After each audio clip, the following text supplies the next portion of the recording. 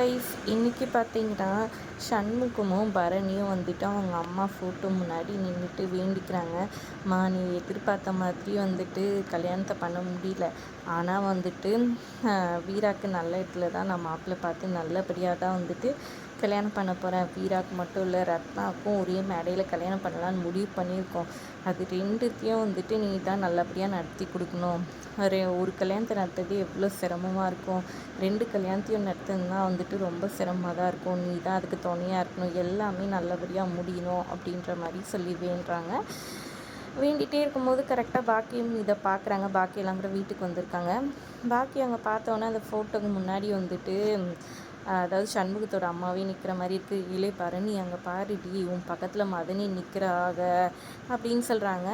அப்படியே அப்புறம் பாக்கியம் சிரிச்சுக்கிட்டே பார்க்க அவங்க சொல்கிறாங்க, நீ கவலைப்படாத பாக்கியம், நான் பார்த்துக்கிறேன் எல்லாத்தையும் அப்படின்ற மாதிரி சொல்கிறாங்க. அப்போம்மா உனக்கு வேறு வேலையே இல்லை, இதெல்லாம் உன்னோட இல்யூஷன். இல்லடி, உண்மையிலே நிற்கிறாங்க உன் பக்கத்தில் தான் அப்படின்னு சொல்லிட்டு பாக்கியம் சொல்லாமா, போம்மா சும்மா வேலையை பார்த்துட்டு அப்படின்ற மாதிரி திட்டி விட்டுறாங்க.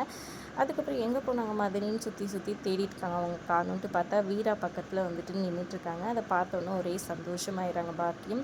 நீங்கள் என்ன வேணால் பேசுங்க, என்ன வேணால் பண்ணுங்கள், ஆனால் வந்துட்டு வீரா கழுத்தில் தாலி கட்ட போகிறது என் பையன் சிவபாலன் தான் அப்படின்ற மாதிரி மனசுக்குள்ளே நினச்சிக்கிறாங்க பாக்கியம். அதோட எபிசோட் முடியும், ப்ரோமோ முடியும். தேங்க்ஸ் ஃபார் வாட்சிங்.